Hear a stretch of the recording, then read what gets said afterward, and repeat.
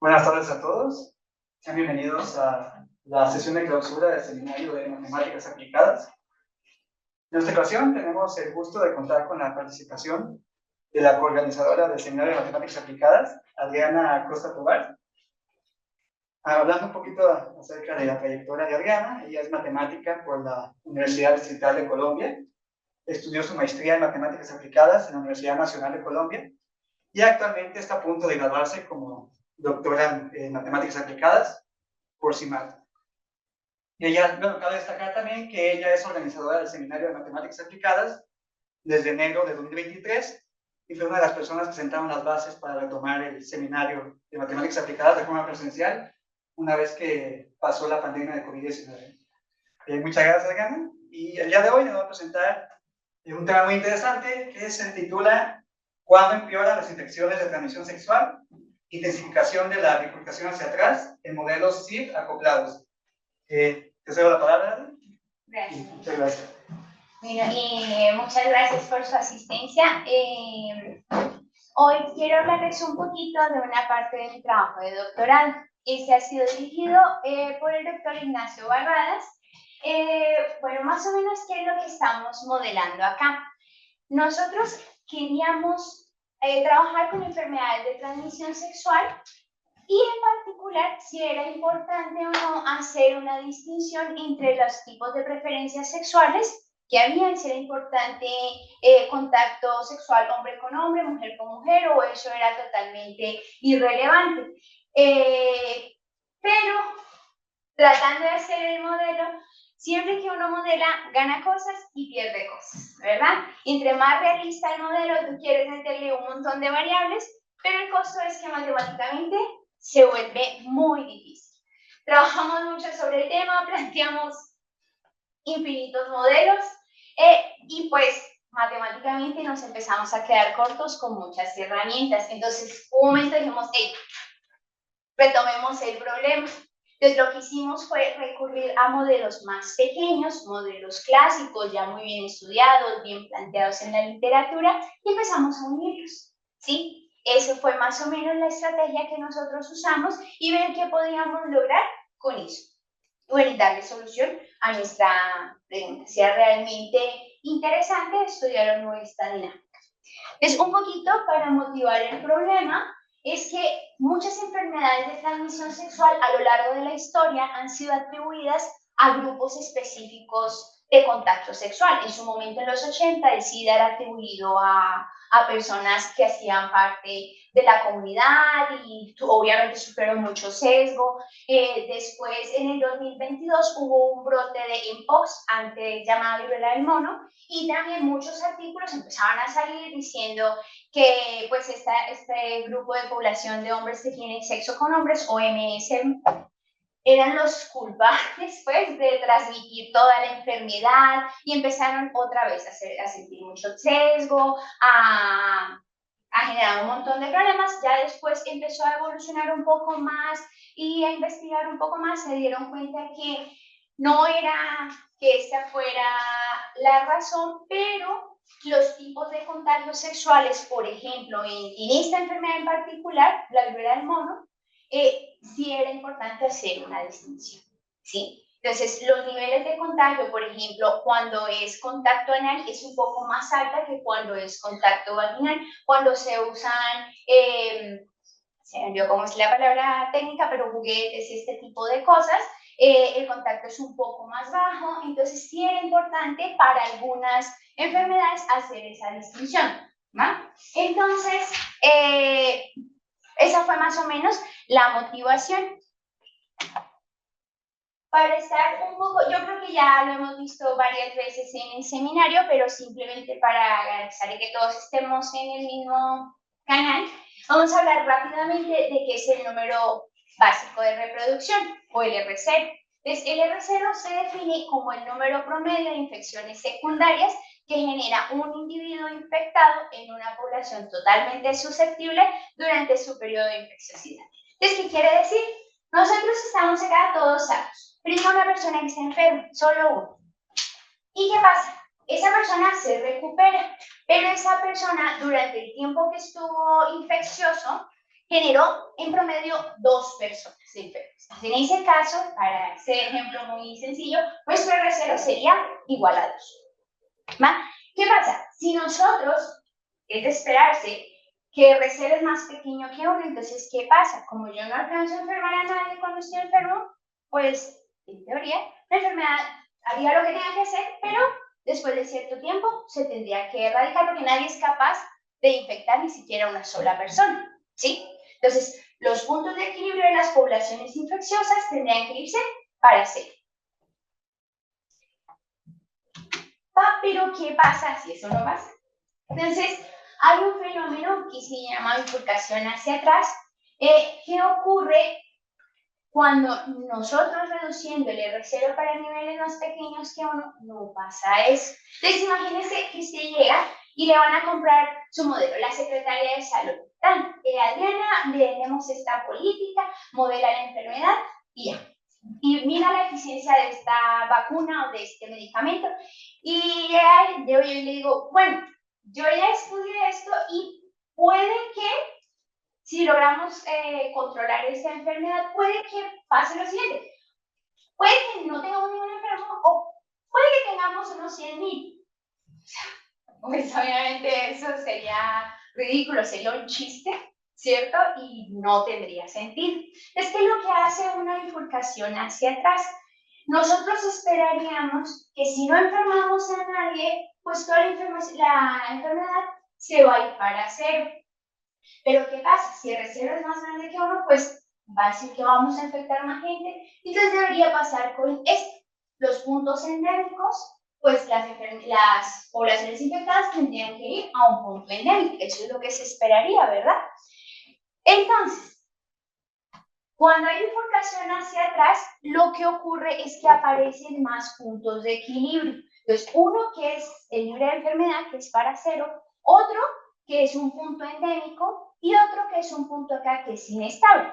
Pues, si conocen un poquito de teoría de sistemas dinámicos, saben que entre los puntos estables pues, tiene que haber un inestable, no es posible que hayan dos estables ahí. Entonces, esto es grave porque primero, lo que les decía, yo ya no puedo garantizar que esa medida que estamos tomando sea efectiva, porque puede que sea para 0, puede que no. Otra consecuencia también es que el punto libre de enfermedad se vuelve inestable, entonces por más que hagamos cosas, si R0 es más grande que 1, es imposible que volvamos a recuperar un escenario donde las poblaciones infecciosas tiendan a 0. ¿Va? Entonces, cuando hay un escenario de bifurcación hacia atrás, el diagrama de bifurcación se ve más o menos así. ¿Va? Ahora, si nosotros somos capaces de encontrar este puntito de acá, ese es el umbral donde empiezan a aparecer los puntos no triviales de nuestro sistema. Este umbral se llama R0 estrella. Ahora, si volvemos al mismo escenario donde estamos vendiendo una política de vacunación o de medicación o de lo que sea, decimos, bueno, no es suficiente con reducirlo a valores más pequeños que 1, pero sí a valores, no sé, 0.7, digamos. Bueno, yo sí te puedo decir que si lo llevas a valores más pequeños que ese umbral, sí te puedo garantizar que la medida que estamos usando es totalmente eficiente. Puede que la enfermedad haga lo que tenga que hacer, pero para un tiempo suficientemente largo, la población infecciosa se va a ir para 0. Bien, entonces, lo que les decía, nosotros queríamos modelar algo muy grande, con muchas cosas, pero pues inicialmente hicimos muchos intentos y recurrimos a hacer modelos más pequeños. Entonces, nuestro primer modelo es un modelo clásico donde hay una población de susceptibles, infectados y vacunados. Ese modelo es un modelo clásico propuesto por Christopher Cripps en los 2000, ¿ya?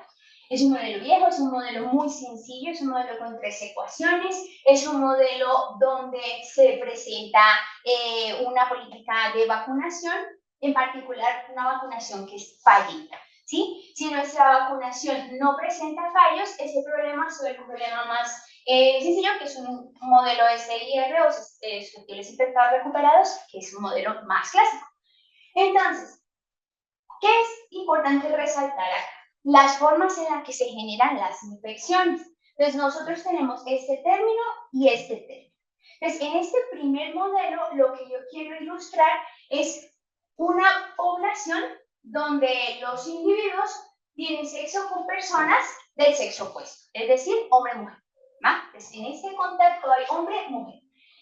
Entonces, para este primer término necesitamos por decir un hombre que sea susceptible, que tenga un contacto sexual con una mujer que está infectada y ellos tienen una tasa de contagio de transmisión beta sub 1, ¿va?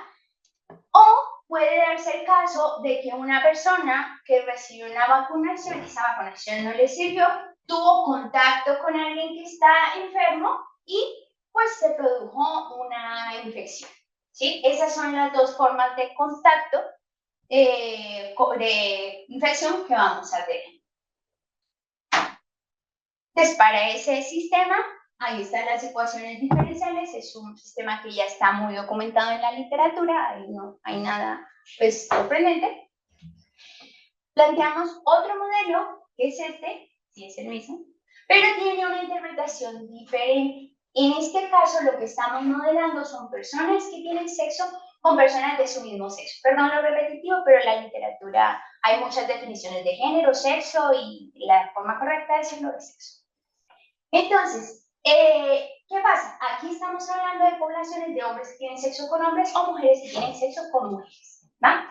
La interpretación es diferente y usamos pues obviamente los parámetros numéricamente son diferentes. Quiero resaltar hasta este punto que todas las cosas que tienen subíndice 1 hacen referencia al modelo 1, o sea, contacto hombre-mujer. Y todas las poblaciones que tienen subíndice 2 hacen referencia a contacto hombre-hombre o mujer-mujer. ¿Va? Presten particular atención a las tasas de transmisión. ¿Va?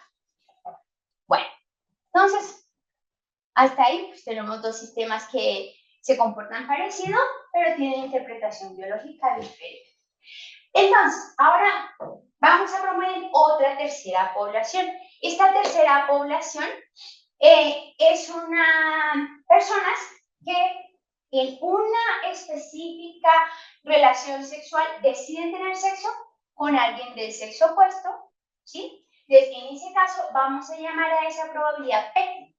Entonces, ¿qué pasa acá? Una persona de ese grupo, de subíndice 3, decide tener en ese momento decidió tener contacto con alguien de su sexo opuesto, pero hay otra que está infectada que tomó esa misma decisión, ¿sí? Entonces, la probabilidad de ese contacto pues sería P por P, ¿verdad? Y ellos tienen una tasa de contagio beta sub 1. ¿Por qué beta sub 1? Porque se están comportando como alguien del modelo 1, ¿va? Ahora, puede que en ese momento decidieron eso, pero puede que en otro momento la jugaron para el otro lado y decidieron tener contacto diferente. Entonces, en ese caso, pues su probabilidad sería la complementaria, 1 menos P. Entonces, supongamos que en este caso las dos personas tuvieron esa misma decisión, entonces en ese caso sería 1 menos P cuadrado la probabilidad y la tasa de transmisión sería beta sub 2 porque decidieron comportarse como alguien del modelo 2, ¿va? Entonces, la dinámica es muy similar, solamente que las tasas de transmisión, las vías de contagio cambian un poco. Y tenemos este modelo, también es un modelo sencillo, un modelo de 3 ecuaciones, simplemente que es un poquito más grande porque hay 2 vías de contagio, igual que en el anterior, puede darse un contacto susceptible e infectado o un contacto vacunado fallido con un infectado. Bueno, pero pues hasta acá tenemos 3 sistemas aparte, el modelo 1, el modelo 2 y el modelo 3. Nosotros no queríamos eso, queríamos que se juntaran, ¿va? Pero pues antes de eso, pues analizamos qué pasaba con cada uno por aparte. Para cada uno de esos modelos tenemos pues un número básico de reproducción, R1, R2 y R3. R3 es este, pero como se puede expresar como una combinación de R1 y R2, muchas veces usamos durante el artículo que escribimos, usamos mucho esta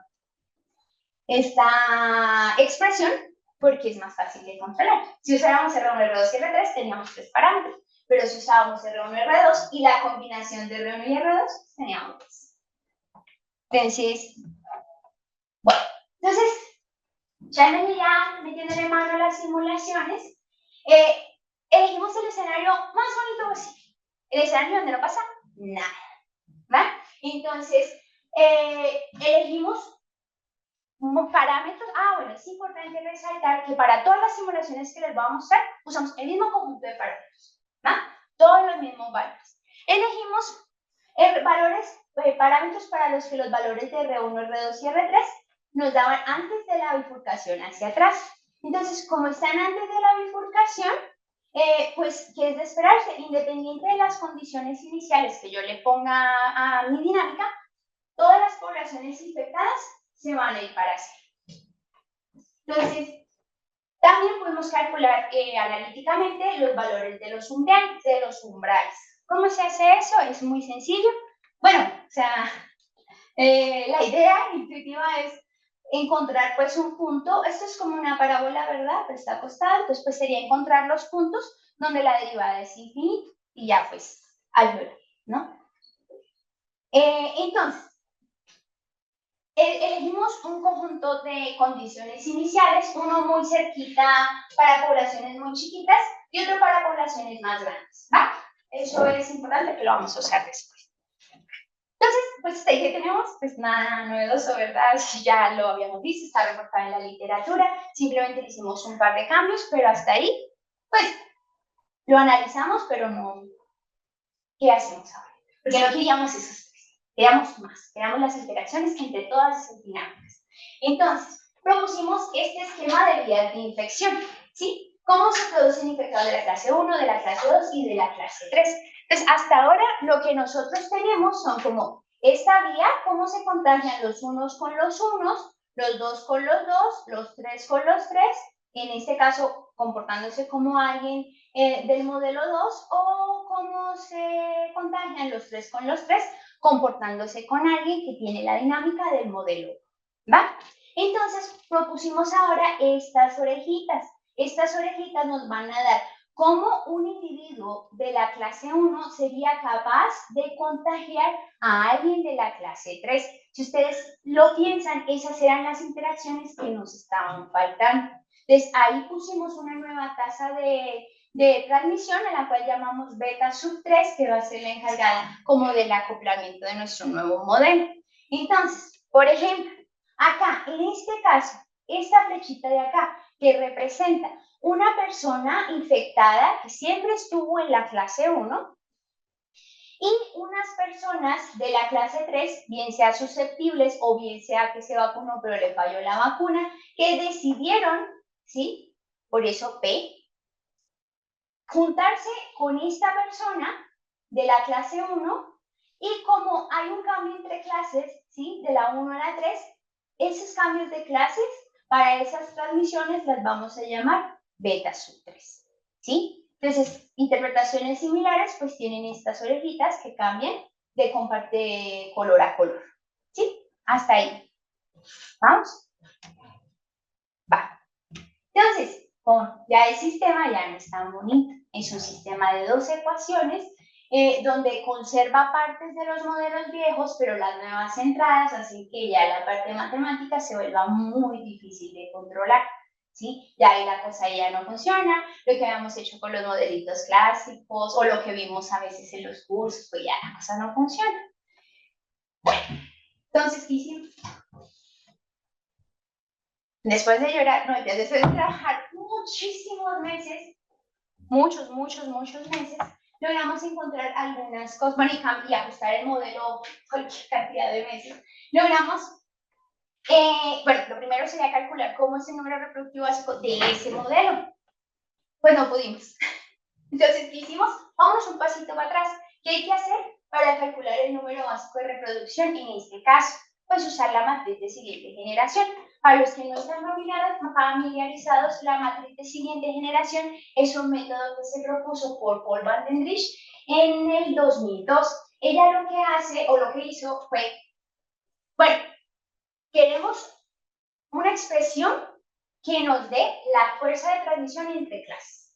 Entonces, lo primero que uno hace es agarrar sus ecuaciones y centrarse en dónde se producen las infecciones. Entonces, agarras las ecuaciones de las que te representan las infecciones, las poblaciones infecciosas, y separas qué términos me están causando las nuevas infecciones. Y ¡pum!, los metes en una matriz. Ahora, ¿quiénes son las tasas de salida de esas clases? Y ¡pum!, armas otra matriz. Haces un par de cuentas y al final te queda esta matriz. Esa es la matriz de siguiente generación, así a grandes rasgos. Entonces, esa matriz es supremamente bonita y tiene una interpretación biológica. O sea, matemáticamente tú haces las cuentas y sigues ahí la receta, pero ella tiene una interpretación. Cada una de sus componentes representa algo. Entonces, por ejemplo, si nosotros decimos que esta es la dinámica del modelo del grupo 1, esta del grupo 2, esta del grupo 3, que esta fila es la dinámica del grupo 1, del grupo 2 y del grupo 3, lo que te está dando es la fuerza de infección entre clases. Por ejemplo, esta representaría la fuerza de infección con la que un individuo de la clase 1 transmite la infección en los demás individuos de la clase 1, ¿sí? Esta, por ejemplo, daría la fuerza de infección con la que un individuo de la clase 1 le transmite la infección a alguien del grupo 2. En este caso es 0, porque si ustedes lo recuerdan, el grupo 1 es los que tienen el contacto sexual hombre-mujer y este sería los que tienen hombre-hombre o mujer-mujer. Entonces, en ese caso, alguien que está solamente hombre con hombre no va a decidir tener contacto con una mujer para ese modelo. ¿Por qué? Porque esos otros contactos están dados en las otras componentes. Entonces, cada una de esas componentes tiene una interpretación. Antes de construir ese diagrama con muchas flechitas, nosotros teníamos este, R1, R2, R3, y esta y esta componente eran 0, porque no era posible conectar los sistemas. Pero ya cuando nos dio esta, pues nos dimos cuenta que estos términos, los de los bordes, son los que nos están dando la proporción y el efecto que está teniendo el grupo 1, por ejemplo en esta, sobre el grupo 3, esas orejitas nuevas que construimos. Entonces, está bien representado porque son, pues, un tipo como de proporciones, más o menos. Sea la forma más fácil de interpretar. Bien, ahora ya tenemos la matriz de siguiente generación. Después de tener la matriz de siguiente generación, lo que hacemos es calcular el radio espectral de esa matriz. Y tampoco pudimos. Entonces, bueno, otra vez, ¿qué hay que hacer? ¿Qué es el radio espectral de una matriz? Es el valor, el máximo de los valores propios en valor absoluto, ¿verdad? Entonces, volvamos. ¿Qué necesitamos para poder calcular esos valores propios? El polinomio característico. Entonces, planteamos nuestro polinomio característico y el polinomio característico nos quedó en términos de R1, R2 y R3, pero otra vez, pues ahí hicimos la trampa y en vez de colocar R3, lo colocamos como la combinación de R1 y R2 para poder tener más cosas de donde controlar y menos parámetros. ¿Va? Entonces, bueno, ahí toda la parte matemática, abriendo todo eso, dan polinomios con coeficientes espantosos, kilométricos, que no son fáciles de manejar. Sin embargo, después de mucho sufrimiento, logramos ver que tenía una forma cúbica y logramos garantizar los símbolos de los coeficientes. Eso es un trabajo muy bueno. Por ejemplo, logramos ver que el coeficiente del grado más alto es negativo, o sea, quiere decir que para valores muy grandes en la horizontal, pues se va para menos infinito, ¿verdad? Como nos enseñaron en la prepa. Y el punto de corte con el eje Y siempre va a ser positivo. Entonces, ¿qué está pasando? Corta arriba, pero por allá para arriba se va para abajo. ¿Qué quiere decir? Que tiene que cortar por lo menos una vez, ¿verdad? Por lo menos. Entonces, bueno, ya ahí sabemos algo de nuestro RCA. Ahora, pero bueno, ya, ¿qué más hacemos? Pues ver más o menos cómo juntamos todas las piezas de información. Entonces, este es un primer teorema que salió, que es bastante bonito, que lo que nos decía es que yo no conozco explícitamente cómo es mi R0, pero lo que sí puedo asegurar es que ese valor es más grande que el máximo de los R0 pequeños, de los R0 locales. Entonces, si lo pensamos bien, pues tiene sentido porque lo que está pasando es que ese sistema grande está alimentado por los otros. Entonces, lo que pasó se va a ir alimentando de los nuevos contagios y va a hacer que la dinámica global pues aumente la cantidad de infecciones. Entonces, sería como natural esperar que ese R0 fuera más grande. Toda la parte que hay algebraicamente detrás de eso, pues es más o menos esta. Esta es como la idea de la demostración. Lo que les decía antes, nosotros tenemos nuestro polinomio característico. Logramos ver que era un polinomio de grado 3, sabemos los signos de los coeficientes, sabemos que el punto de corte con y es positivo, sabemos que por allá en el infinito se va para menos infinito, tiene que cortar, que era lo que les decía. Pero, ¿dónde corta? Más adelante, más atrás que los ceros locales, no sé. Entonces, hicimos la demostración por casos. Pues veamos dónde están las imágenes de los R0 locales. Entonces, reemplazamos. ¿Cuánto vale el polinomio característico cuando lambda vale R1? Y nos dio este valor. Entonces, en este caso, pues, hicimos la suposición de que el máximo es R1. Los otros son más chiquitos. Entonces, si R1 es el más grande, pues esto es positivo y todos esos valores son positivos, o sea que toda la imagen de R1 es positiva. Entonces, acá está R1, la imagen de R1 es positiva y pues sabemos que por acá se va a menos infinito, pues tiene que cortar, ¿va? Si esa es la raíz más grande, pues ya la hicimos, ese es el R0. Y si no, pues tendrá por lo menos otras raíces más adelante, no sería específicamente R0, pero sabríamos que es más grande, que eso es lo que queríamos. ¿Sí? Entonces ya logramos demostrar lo mismo con R2 y hasta lo hicimos con R3 poniéndolo sólido. Y logramos demostrar pues que para todos los casos el R0 va a estar, no sabemos quién es, pero va a estar adelante de los R0 locales.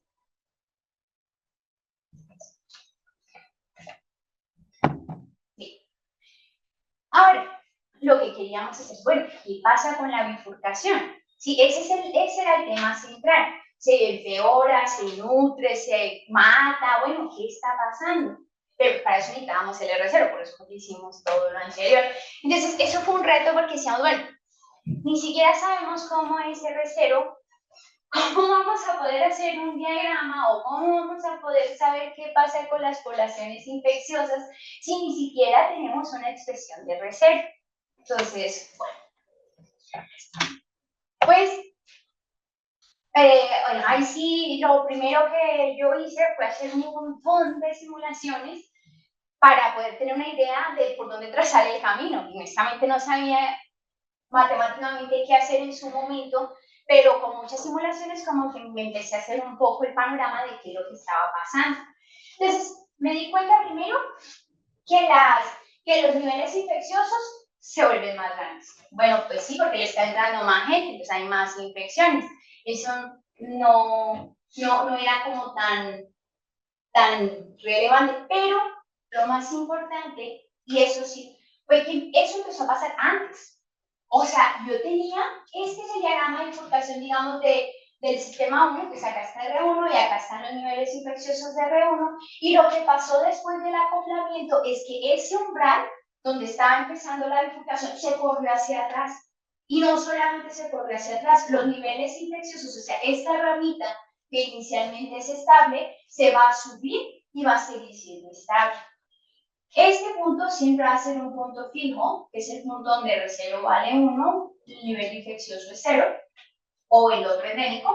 Entonces, ese punto quedaba fijo y este diagrama se jalaba, se corría hacia atrás, esto subía y pues numéricamente sí logramos calcular pues, los estables y veíamos que estos también bajaban. Entonces, a ese movimiento le llamamos movimiento de gatillo. Nos hubiera gustado que se nos hubiera ocurrido una mejor analogía menos bélica, pero cuando presionan el gatillo de un arma de fuego, ese es el movimiento que se está haciendo. Hay un punto que es fijo y está haciendo esto. Se jala y se sube. Eso es lo que, bueno, el arma está abajo, ¿no? Pero es el movimiento de cuando jalas un gatillo. Entonces, este teorema lo demostramos pues para nuestro diagrama, pero nos fuimos un poco más y lo demostramos en general para cualquier modelo de SI. Entonces, vamos a ver numéricamente cómo se veía todo esto, que es la parte más bonita, ¿no? Entonces, recuerden que les dije que vamos a usar la misma cantidad, los mismos valores para todos los parámetros y que inicialmente les mostré un escenario que realmente no era muy interesante porque todo funcionaba bien. Pues ahora, manteniendo los mismos parámetros exactamente iguales, la cosa se salió de control. Teníamos un valor de R0, 0.93, que si lo piensan, bueno, sí, para el primer sí es mucha la diferencia, pero pues está muy cerquita de 1. Y no, y todo se volvió feísimo. Montamos las mismas condiciones que usamos en el otro, o sea, usamos muchas, pero inicialmente armamos como grupitos. Bueno, vamos a poner todas las mismas condiciones chiquitas que usamos en el escenario favorable, o todas las grandes, o combinaciones, ¿sí? Pues hicimos cualquier cantidad de simulaciones, pero lo que vimos es que realmente nos quedamos con dos conjuntos de condiciones iniciales, las más bonitas, obviamente. Entonces, en uno, por ejemplo, creo que son las líneas, si son las líneas continuas, entonces las poblaciones infecciosas para esa primera condición inicial se iban para cero. O sea que sí se iban para el punto libre de enfermedad. Pero por otro lado, para el otro conjunto de condiciones iniciales, se iban para los puntos endémicos. Y ahí están pues, los valores numéricos. Entonces, ¿qué quiere decir? Que sí estábamos en un escenario de bifurcación hacia atrás. Entonces, el primer resultado es que sí teníamos una bifurcación hacia atrás en el sistema coral. ¿No? Después, por ahí al menos no se contradecía nada de lo que matemáticamente habíamos encontrado. Ahora, como les decía, cuando tenemos esos escenarios, ¿qué queremos hacer? Pues reducir el valor de reserva. A veces esas expresiones de reserva tienen demasiados parámetros, entonces es un nuevo, los muevo todos y empieza uno ahí a variarle ahí. Y le voy a cambiar a la tasa de no sé qué, y le voy a cambiar a esto. Y a veces hay parámetros que son muy sensibles. Entonces le cambian de 0.00001 a 0.00002 y 1. Y el valor cambia un montón. Como hay parámetros que le puedes variar un montón y la diferencia es súper chiquita. Entonces, ¿cómo hicimos para saber primero cuál era el parámetro bueno para variar? Entonces hicimos un análisis de sensibilidad. Entonces, inicialmente calculamos unas cosas que se llaman índices de elasticidad. Los índices de elasticidad simplemente dicen qué tanto varía, son derivadas. Entonces, simplemente cuánto varía uno respecto a otro. O sea, mi expresión de reserva respecto a algún parámetro. Y ya, si a veces es bonito y es fácil ver, comparar expresiones, ya este es más grande que este, entonces pues este afecta más. A veces las expresiones son muy largas y más allá de ver una cuenta normal, pues no se puede decir más cosas. Entonces, pero en este caso sí logramos ver que los parámetros más relevantes eran beta 1 y beta 2. Eso nos sorprendió mucho porque inicialmente, si ustedes recuerdan, el beta 3 era el que estaba acoplando toda la dinámica. Nosotros pensamos que beta 3 iba a tener un mayor impacto en esa dinámica, pero pues no fue así. Entonces, bueno, ya que habíamos identificado cuáles eran los parámetros que más movían o que más lograban variar el R0, hicimos índices de Sobol. Los índices de Sobol más o menos lo que hacen es, ustedes tienen sus parámetros y construyen como intervalos alrededor de, voy a variar este parámetro en un 10%, del 10% para, 10% para, o cada quien elige cómo lo quiere variar. Y después se juntan, todos esos intervalos se juntan. Y entonces se forman en duplas dependiendo de los parámetros. Hay parámetros que uno a veces no quiere variar, los deja quietos.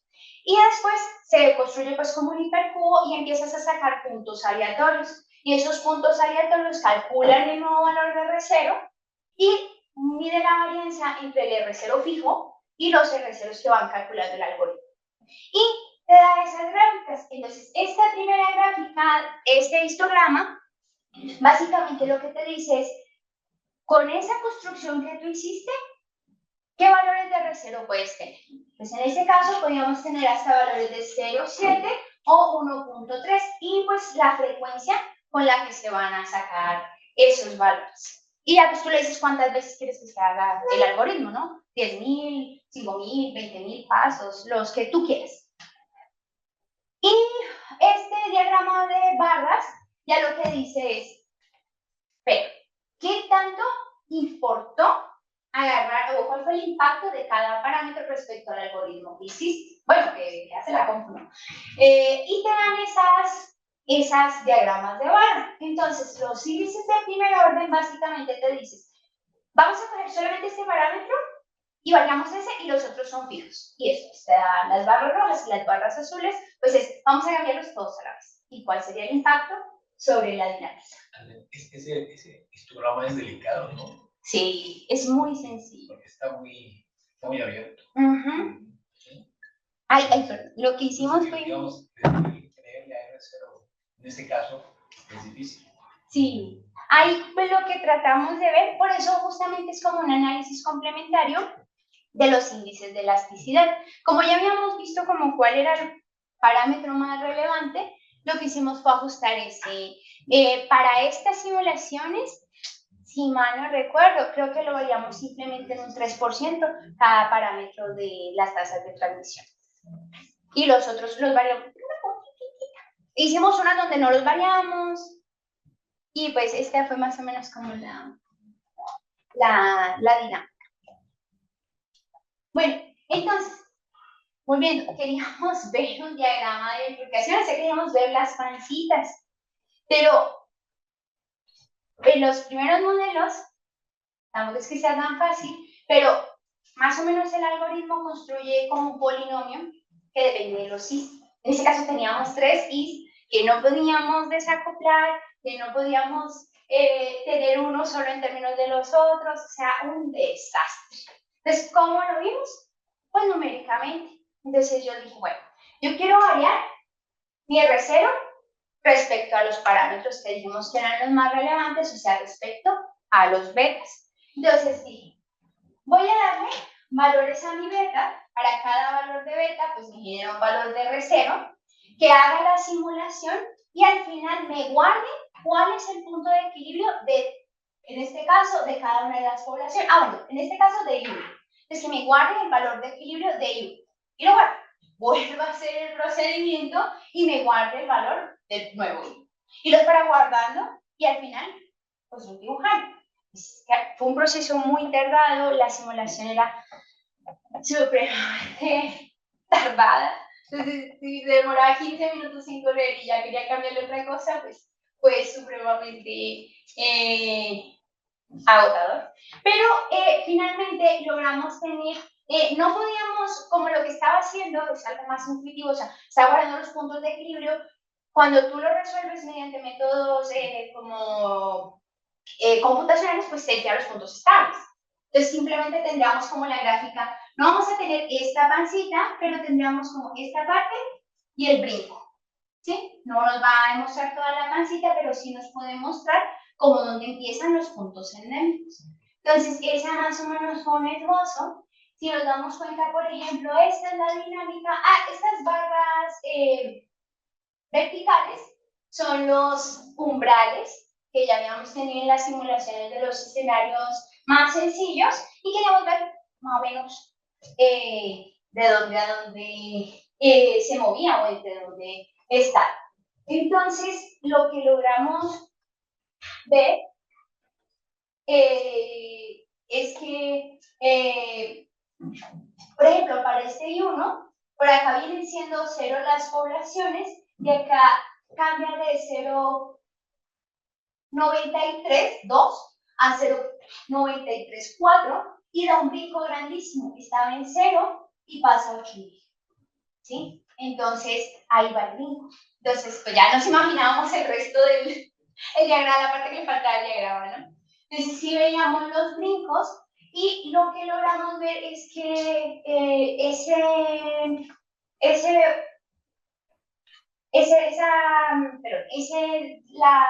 donde empezaba el umbral del sistema de bifurcación completo estaba atrás de los otros, ¿sí? Pues ahí están las simulaciones que hicimos y pudimos pues comprobar el teorema del jalado del gatillo. O sea, pudimos hacer simulaciones donde se ilustraba el resultado del teorema de jalado del gatillo. Entonces, algunas conclusiones fue, primero, cuando nosotros logramos acoplar sistemas más sencillos, en este caso sistemas susceptibles, infectados y vacunados, mediante interacciones positivas, lo que va a pasar es que ese diagrama de bifurcación hacia atrás, si lo tiene, se va a ver jalado hacia atrás, haciendo que los puntos endémicos empiecen antes y los niveles infecciosos sean más altos. Entonces se va a provocar, o se va a producir ese efecto gatillo. Además, bueno, nosotros, lo que les comentaba, pensamos que el beta 3, que iba a ser como ese parámetro encargado de acoplar todo, no fue tan relevante, o sea, sí afectaba en la dinámica, porque él era el que nutría los puntos de equilibrio, pero no fue tan relevante como pensábamos que iba a ser. O sea, la verdad, nosotros pensamos que él iba a ser mucho más importante que las tasas de transmisión de los sistemas independientes. Y finalmente, pues, si nosotros queremos controlar o establecer políticas en todos estos sistemas grandes, se tienen que hacer políticas enfocadas en cada uno de los sistemas locales, porque si lo hacemos dirigido solamente en un grupo, no va a funcionar. Es como una máquina. Hay que ir interviniendo todos para que la política global pueda funcionar. Y ya, pues, muchas gracias.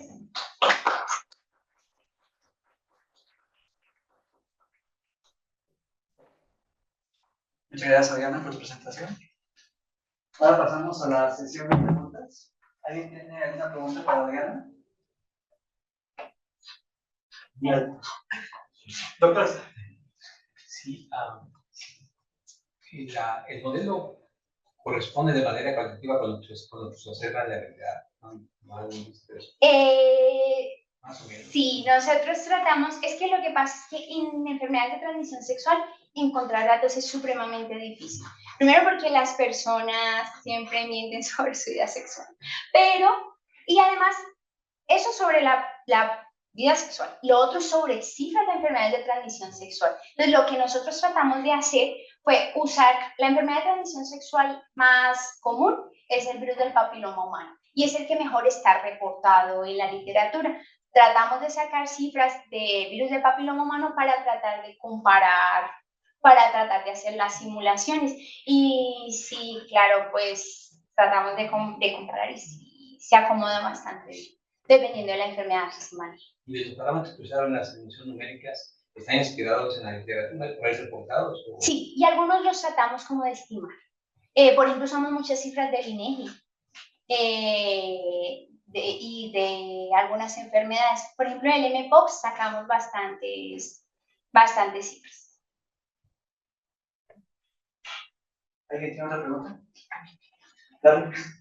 No, si bien los tres modelos afectan pues al modelo global, ¿se puede concluir o se puede decir cuál de los tres sectores afecta más al modelo? Eso sí es igual, que depende mucho de la enfermedad y depende mucho del peso que tenga cada tasa de transmisión.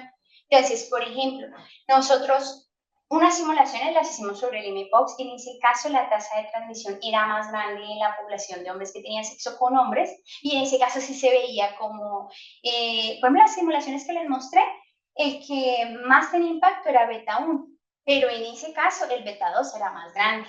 Entonces sí depende, y es ya muy propio de cada enfermedad y del conjunto de parámetros que estés usando. ¿Y hay alguna restricción en qué tipo de enfermedad, bueno, de transmisión sexual puedas meter al modelo o todas las? No, de hecho ni siquiera, también se puede pensar en otro tipo de fenómenos donde el contacto sea directo. O sea, no sé, por ejemplo, un chisme. Un chisme, si yo te veo a ti y te cuento un chisme, va a ser un contacto directo. Pero si yo le conté y después tú le contaste a Gabriel y Gabriel le contó a Lupita, probablemente Lupita no percibió toda la información completa, eso podríamos verlo como una vacunación fallida o algo así. No, Gabriel que contó malito, pero hay muchos otros tipos de dinámicas que se pueden acoplar a este sistema. Bueno, gracias. Dos preguntas. Una, siguiendo lo que están terminando de decir, pensando que el modelo describe otro tipo de dinámica, pues pudiera ser interesante buscar datos en otro tipo de fenómenos que sea más fácil y validar el resultado. Eso como consejo. Lo segundo, yo lo estoy viendo más como en las conclusiones, si lo hicieron o no, no lo sé, pero sería interesante ver también con lo que dice Daniel. Yo lo estoy imaginando como un modelo multigrupal. Sí. Y generalmente uno quiere agregar una política y tienes una política de control como dinero como el gubernamental. ¿A quién se la aplicas? ¿Se la aplica al grupo A, al grupo B, al grupo C? ¿Cómo se la aplicas? Un poquito al grupo A, un poquito al grupo A, un poquito al grupo C. ¿En qué proporción se la aplicas? Eso lo han planteado estos problemas de ese estilo. Sí, sí, sí. Y es que inicialmente pusimos ese efecto de vacunación con una política que dependía del dinero, ¿sí?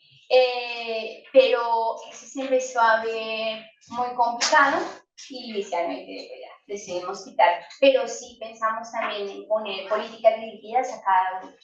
Porque imagino que lo que está, esa última expresión que estás viendo como implicaciones hacia atrás, alguna política lo que debería hacer es como quitártela de encima.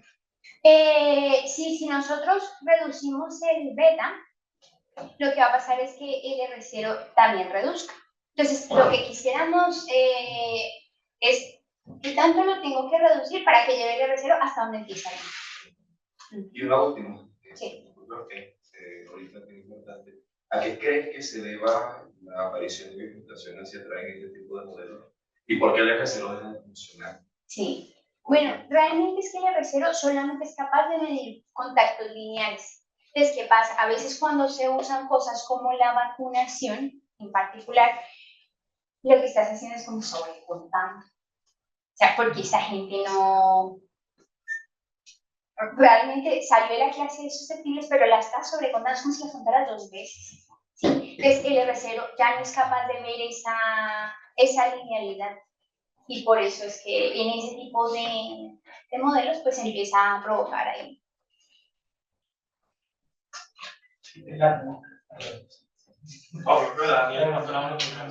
Es que hay una pregunta en línea. Daniel, pregunta.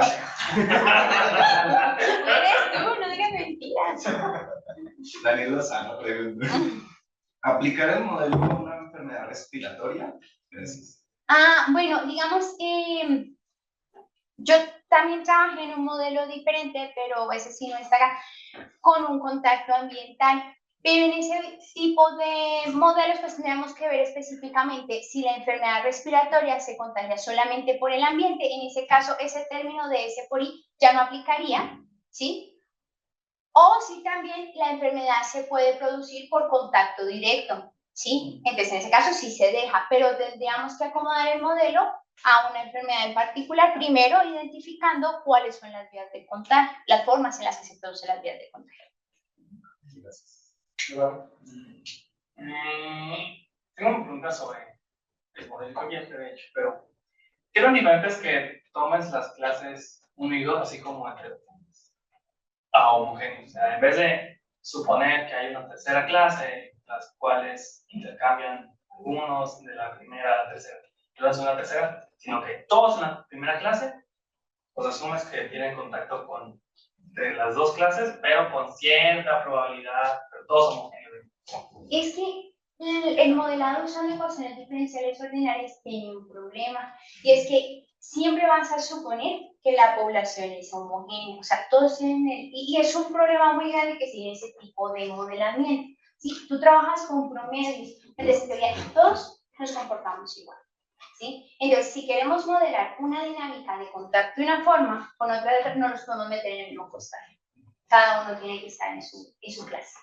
Entonces, si no te funcionaría No. con cierta probabilidad, entonces... No, porque ahí estaríamos juntando la forma en la que de pronto estaría representado si los metemos a todos juntos, es que todos siempre tienen ese mismo contacto, o sea, todos eligen todo, ¿sí? Pero pues esa no era la dinámica que queríamos empezar. Otra cosa que te quería preguntar, ¿cuándo calculaste los valores de tu máxima generación? Para intentar estimar qué técnicas usaste más herramientas de análisis. Pues como eso era un polinomio de grado 3, pues usamos la fórmula esta de Cardano. para calcular raíces de polinomios de grado 3, pero es que aún así eran polinomios espantosos, o sea, los coeficientes eran una cosa... No, o sea, yo le invertí muchísimo tiempo a tratar de ver la forma a esos valores, y pues no. O sea, hace mucho tiempo y no le vi nada, era demasiado extensa, no podíamos saber si era mayor que uno, pero era una cosa... No, ya he manejado.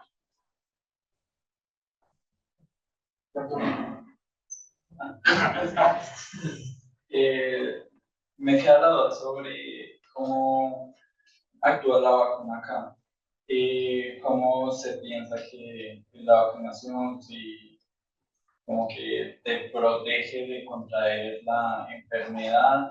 Porque según tengo entendido, como que en enfermedades de transmisión sexual funciona como te aplicas la vacuna y como por un periodo de tiempo,